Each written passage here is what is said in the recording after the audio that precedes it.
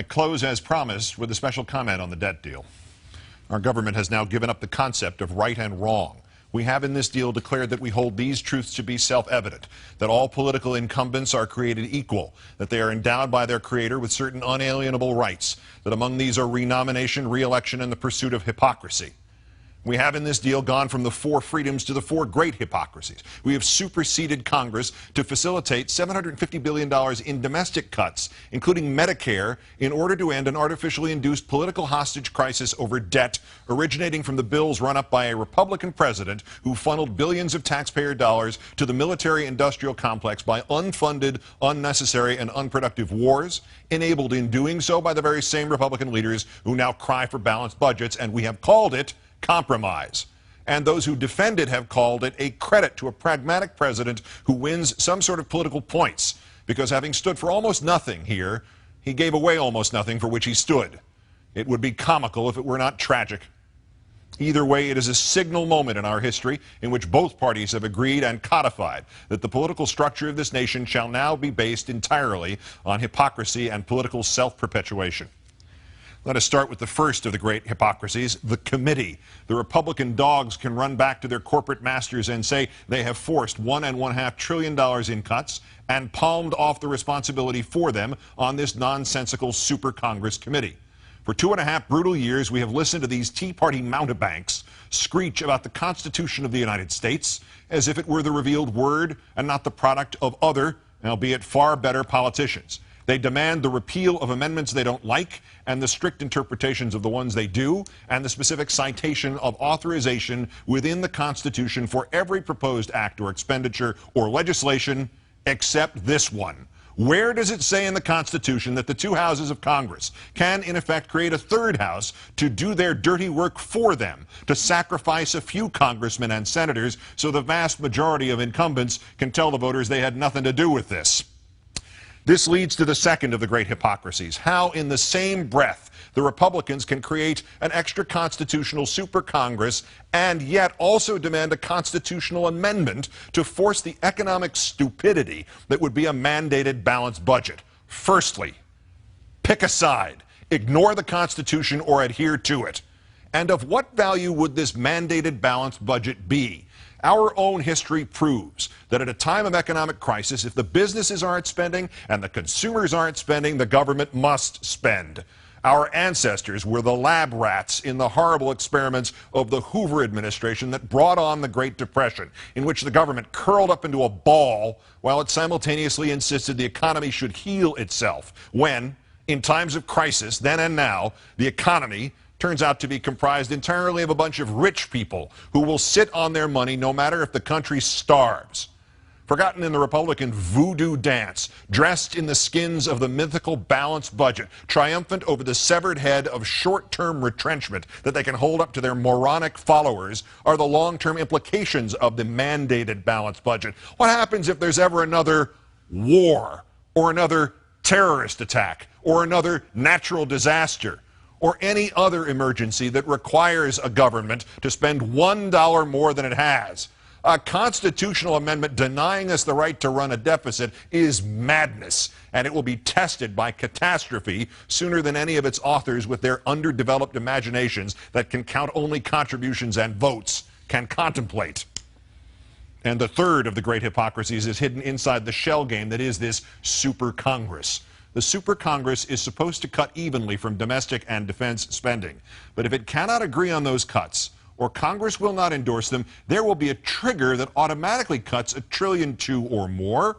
But those cuts will not necessarily come evenly from the Pentagon. We are presented with an agreement that seems to guarantee the gutting of every local sacred cow from the Defense Department, except if the congressmen and senators to whom the cows are sacred disagree and overrule or sabotage the super Congress, or except if for some reason a 12-member committee split evenly along party lines can't manage to avoid finishing every damned vote 6-6.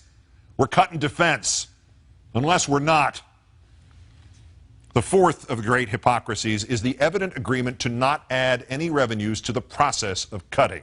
Not only is the impetus to make human budget sacrifices out of the poor and dependent formalized, but the rich and the corporations are thus indemnified again and given more money not merely to spend on themselves and their own luxuries, but more vitally, they are given more money to spend on buying politicians, buying legislatures, buying courts, buying entire states, all of which can be directed like so many weapons in the service of one cause and one cause alone, making by statute and ruling the further protection of the wealthy at the expense of everybody else, untouchable, inviolable, permanent. The White House today boasted of loopholes to be closed and tax breaks to be rescinded later by a committee that is yet to be formed. There are no new taxes except the stealth ones enacted on 99 out of 100 Americans by this evil transaction. Every dollar cut from the safety net is another dollar added to the citizen's cost for education, for security, for health, for life itself. It is another dollar he can't spend on making a better life for himself, or at least his children. It is another dollar he must spend instead on simply keeping himself alive. Where is the outrage over these great hypocrisies? Do you expect it to come from a corrupt and corrupted media for whom access is of greater importance than criticizing the failure of a political party or defending those who don't buy newspapers or can't leap website paywalls or could not afford cable TV? Do you expect it to come from a cynical and manipulative political structure? Do you expect it from those elected officials who no longer know anything of government or governance, but only perceive how to get elected or how to pose in front of a camera and pretend to be leaders?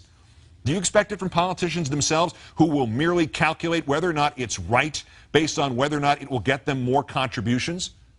Do you expect it will come from the great middle ground of this country with a population obsessed with entertainment, video games, social media, sports, and trivia? Where is the outrage to come from? From you. It will do no good to wait for the politicians to suddenly atone for their sins. They're too busy trying to keep their jobs to do their jobs. It will do no good to wait for the media to suddenly remember its origins as the free press, the watchdog of democracy envisioned by Jefferson. They are too busy trying to get exclusive details about exactly how the bank robbers emptied the public's pockets to give a damn about telling anybody what they looked like or which way they went. It will do no good to wait for the apolitical public to get a clue. They can't hear the clue through all the chatter and scandal and diversion and delusion and illusion. The betrayal of what this nation is supposed to be about did not begin with this deal, and it surely will not end with this deal. There is a tide pushing back the rights of each of us, and it has been artificially induced by union bashing and the sowing of hatreds and fears, and now this ever more institutionalized economic battering of the average American. It will continue and it will crush us, because those who created it are organized and unified and hell-bent. And the only response is to be organized and unified and hell-bent in return. We must find again the energy and the purpose of the 1960s and early 1970s, and we must protest this deal and all the goddamn deals to come in the streets. We must arise non-violently but insistently. General strikes, boycotts, protests, sit-ins, non-cooperation, takeovers. But modern versions of that resistance, facilitated and amplified by a weapon our predecessors did not have, the glory that is instantaneous communication. It is from an old and almost cliched motion picture that the wisdom comes. First, you've got to get mad. I cannot say to you, meet here or there at this hour or that one, and we'll peacefully break the back of government that now exists merely to get its functionaries reelected. But I can say that the time is coming when the window for us to restore the control of our government to ourselves will close, and we had damn well better act before then. Because this deal is more than a tipping point in which the government goes from defending the safety net to gutting it. This is wrong.